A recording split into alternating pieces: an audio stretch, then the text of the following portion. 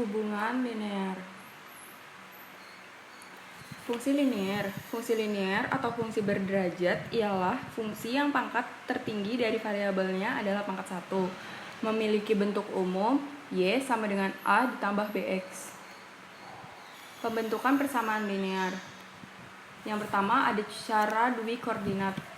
Apabila diketahui dua buah titik A dan B dengan koordinat masing-masing x1, y1 dan x2, y2, maka rumus persamaan linearnya adalah y min y1 per y2 min y1 sama dengan x min x1 per x2 min x1. Selanjutnya ada cara koordinat lereng. Apabila diketahui sebuah titik A dengan koordinat x1, y1 dan lereng garisnya adalah B, maka rumus persamaan linearnya adalah y min y1 sama dengan B dikali x min x1, di mana B adalah lereng garis.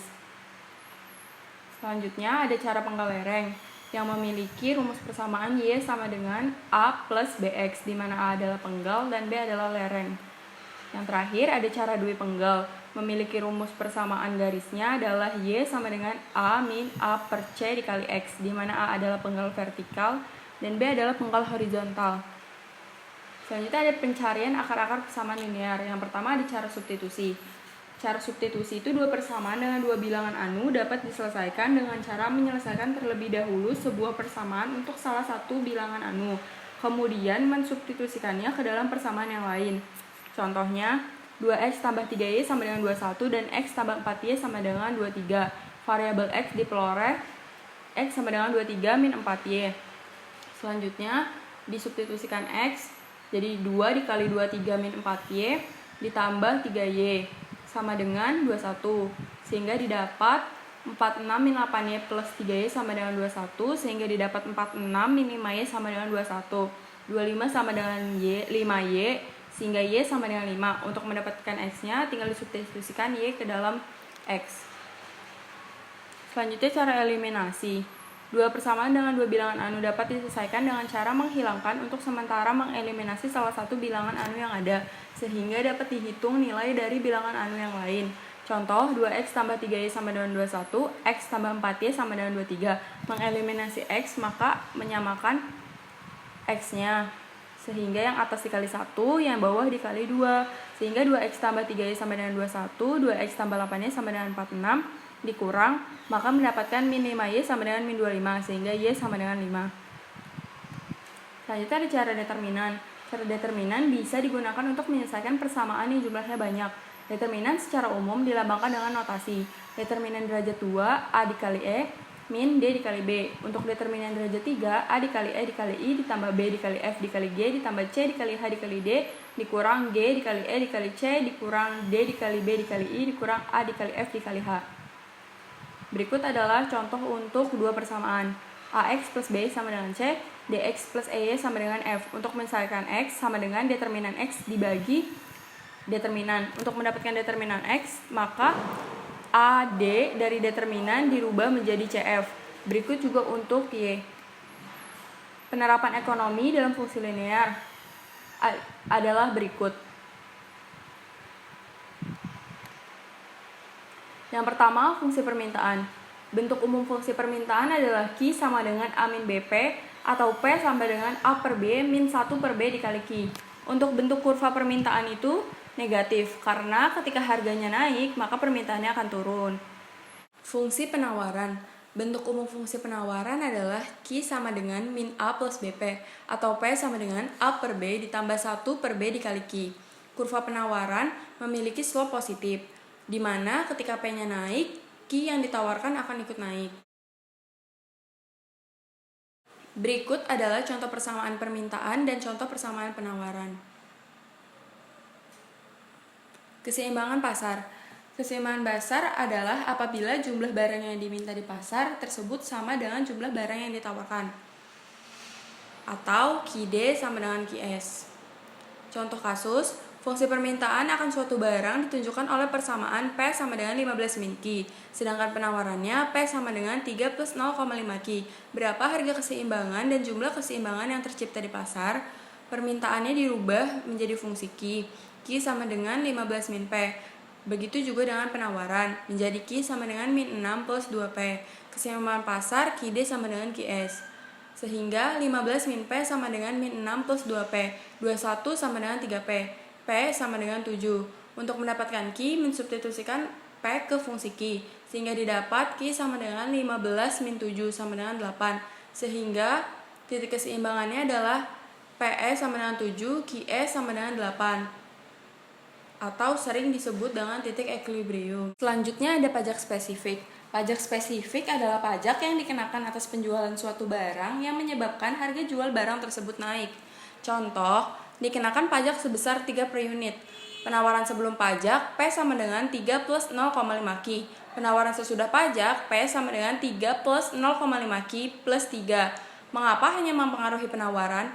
Karena dengan adanya pajak akan mempengaruhi biaya produksi, yaitu menambah biaya produksi, sehingga fungsi penawarannya akan bertambah. Sehingga fungsi penawaran sesudah pajaknya menjadi P sama dengan 6 plus 0,5 Q, atau Q sama dengan min 12 plus 2P. Sedangkan permintaannya akan tetap. Keseimbangan pasar, QD sama dengan QS, 15 min P sama dengan min 12 plus 2P, 27 sama dengan 3P, sehingga didapat P sama dengan 9. Selanjutnya, untuk mendapatkan Q, mensubstitusikan P ke dalam fungsi Q, sehingga didapat Q sama dengan 6. Sehingga sesudah adanya pajak, equilibrium baru berubah menjadi P sama dengan 9 dan Q sama dengan 6. Sehingga kurva penawarannya bergeser ke sebelah kiri dan menemukan titik equilibrium yang baru. Selanjutnya pajak proporsional. Pajak proporsional adalah pajak yang besarnya ditetapkan berdasarkan presentasi tertentu dari harga jual. Contoh, andaikan kita memiliki data yang sama seperti pada kasus 6, yakni permintaan P sama dengan 15 min Q dan penawaran P sama dengan 3 plus 0,5 Q. Kemudian dikenakan pajak oleh pemerintah sebesar 25% dari harga jual. Hitunglah harga keseimbangan dan jumlah keseimbangan tanpa pajak serta dengan pajak. Sebelum pajak, PE sama dengan 7 dan QE sama dengan 8. Sesudah pajak, persamaan penawaran akan berubah, sementara persamaan permintaannya akan tetap. Sehingga penawaran sesudah pajak dengan adanya pajak sebesar 25% atau 0,25 menjadi P sama dengan 3 plus 0,5 Q plus 0,25 P. Sehingga didapat 0,75 P sama dengan 3 plus 0,5 Q. Atau P sama dengan 4 plus 2 per 3 Q, atau Q sama dengan min 6 plus 1,5 P. Keseimbangan pasarnya, QD sama dengan QS, 15 min P sama dengan min 6 plus 1,5 P. 21 sama dengan 2,5 P, sehingga didapat P sama dengan 8,4. Untuk mendapatkan Q-nya, mensubstitusikan P ke dalam fungsi Q, sehingga didapat Q sama dengan 6,6. Sehingga sesudah pajak, P equilibrium yang baru sama dengan 8,4 dan Q equilibrium yang baru sama dengan 6,6. Sehingga akan menggeser kurva penawaran ke sebelah kiri dan merubah titik equilibrium. Beban pajak. Beban pajak konsumen memiliki rumus TK sama dengan P aksen E min PE. Untuk produsen memiliki rumus TP sama dengan T min TK. Sedangkan pajak yang diterima pemerintah memiliki rumus T sama dengan Q aksen E dikali T. Subsidi. Subsidi merupakan kebalikan atau lawan dari pajak. Oleh karena itu, ia sering disebut pajak negatif. Dengan adanya subsidi, maka akan berpengaruh terhadap fungsi penawaran dan akan mengurangi fungsi penawaran karena mengurangi biaya produksi. Contoh, fungsi permintaan akan suatu barang ditunjukkan oleh persamaan P sama dengan 15 min Q. Sedangkan penawarannya P sama dengan 3 ditambah 0,5 Q. Pemerintah memberikan subsidi sebesar 1,5 atas setiap unit barang yang diproduksi. Berapa harga keseimbangan serta jumlah keseimbangan tanpa dan dengan subsidi. Tanpa subsidi, PE sama dengan 7 dan QE sama dengan 8. Dengan subsidi, harga jual yang ditawarkan oleh produsen menjadi lebih rendah. Persamaan penawaran berubah dan kurvanya bergeser turun. Penawaran tanpa subsidi, P sama dengan 3 plus 0,5 Q. Dengan subsidi, P sama dengan 3 plus 0,5 Q min 1,5, sehingga P sama dengan 1,5 ditambah 0,5 Q, atau Q sama dengan min 3 plus 2P. Karena persamaan permintaannya tetap, maka keseimbangan pasar sesudah subsidi, QD sama dengan QS. 15 min P sama dengan min 3 plus 2P. 18 sama dengan 3P. Sehingga P sama dengan 18 dibagi 3. P sama dengan 6. Untuk mendapatkan Q, maka substitusikan P ke dalam fungsi Q. Sehingga didapat Q sama dengan 15 min 6 sama dengan 9. Dengan adanya subsidi, maka P aksen E sama dengan 6 dan Q aksen E sama dengan 9. Sehingga kurva penawaran akan bergeser ke kanan dan mendapatkan titik equilibrium yang baru. Subsidi yang dinikmati. Subsidi yang dinikmati konsumen SK sama dengan PE min P aksen E. Subsidi yang dinikmati produsen SP sama dengan S min SK. Yang dibayarkan oleh pemerintah S sama dengan Q aksen E dikali S. Keseimbangan pasar kasus dua macam barang. Contohnya itu terdapat barang X dan barang Y, atau ada barang komplementer dan barang substitusi. Contoh barang komplementer itu kopi dan gula, sedangkan untuk barang substitusi kopi dan teh. Contoh, permintaan akan barang X ditunjukkan oleh persamaan Q dx sama dengan 10 min 4X tambah 2PY. Sedangkan penawarannya Q sx sama dengan min 6 plus 6PX. Sementara itu permintaan akan barang Y ditunjukkan oleh persamaan Q dy sama dengan 9 min 3PY plus 4PX. Sedangkan penawarannya Q sy sama dengan min 3 plus 7P. Berapa harga keseimbangan dan jumlah keseimbangan yang tercipta di pasar untuk masing-masing barang tersebut. Keseimbangan pasar X, Q dx sama dengan Q sx. 10 min 4PX tambah 2PY sama dengan min 6 plus 6PX. 10 PX min 2PY sama dengan 16 dijadikan persamaan 1. Untuk keseimbangan barang Y, Q dy sama dengan Q sy. 9 min 3PY ditambah 4PX sama dengan min 3 plus 7PY. 4PX min 10PY sama dengan min 12 dijadikan persamaan kedua. Dari persamaan ke-1 dan 2, gunakan cara eliminasi.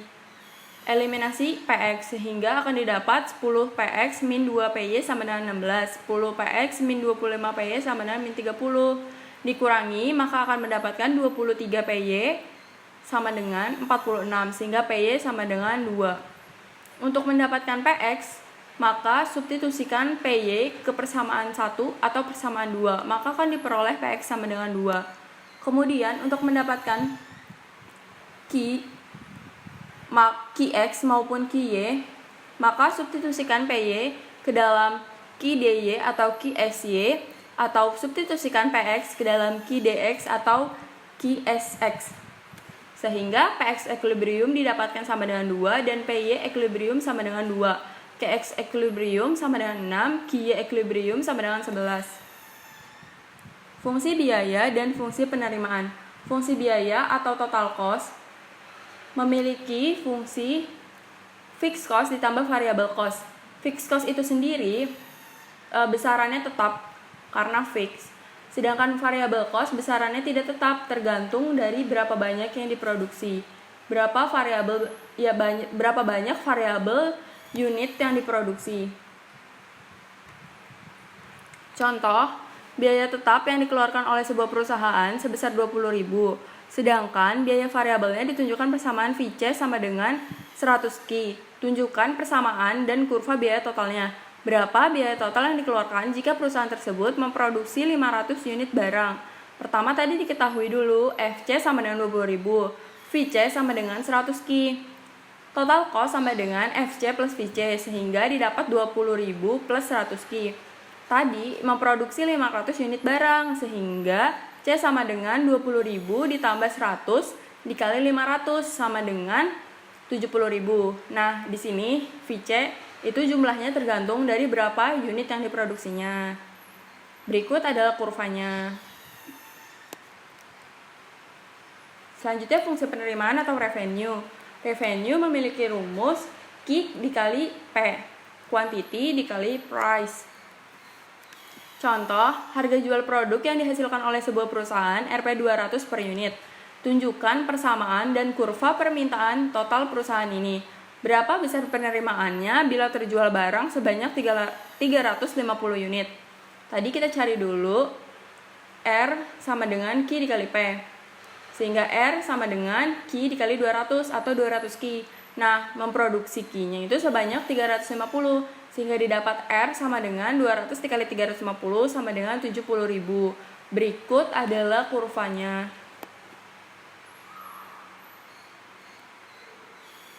Keuntungan, kerugian, dan pulang pokok.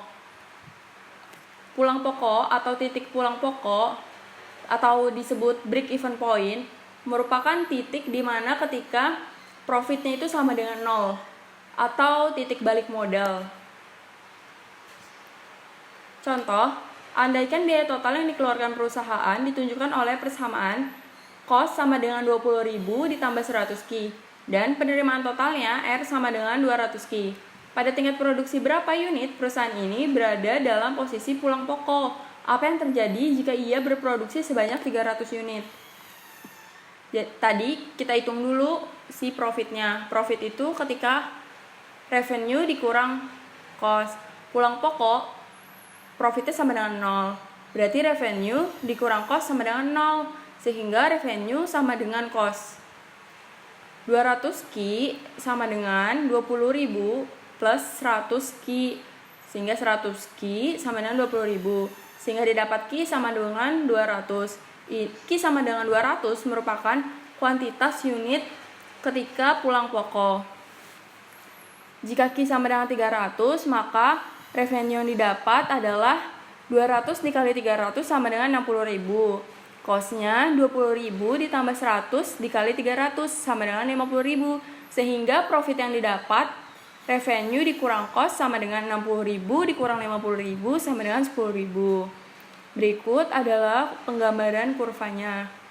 Sehingga posisi pulang pokok terjadi pada tingkat produksi 200 unit.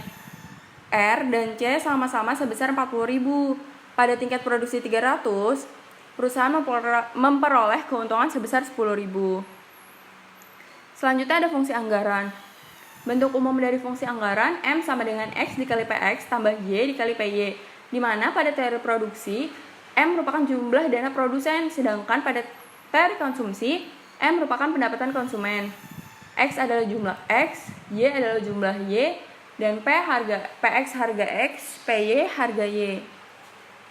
Fungsi anggaran, contohnya, bentuklah persamaan anggaran seseorang konsumen untuk barang X dan barang Y. Apabila pendapatan yang disediakan sebesar Rp100.000, sedangkan harga barang X dan barang Y masing-masing Rp500 dan Rp1.000 per unit, jika semua pendapatan yang dianggarkan dibelanjakan untuk barang X, berapa unit X dapat dibeli? Berapa unit Y dapat dibeli kalau ia membeli 100 unit X? Tadi kita bentuk dulu persamaannya. M sama dengan X dikali PX tambah Y dikali PY. M-nya sama dengan 100.000 sama dengan X dikali 500 tambah Y dikali 1.000, atau 100.000 sama dengan 500X plus 1.000Y. Jika semua pendapatan dibelanjakan untuk X, maka Y-nya sama dengan 0, maka jumlah X yang dibeli adalah M per PX. 100.000 per 500 sama dengan 200 unit. Ketika X-nya 100, maka M dikali X dikali PX tambah Y dikali PY.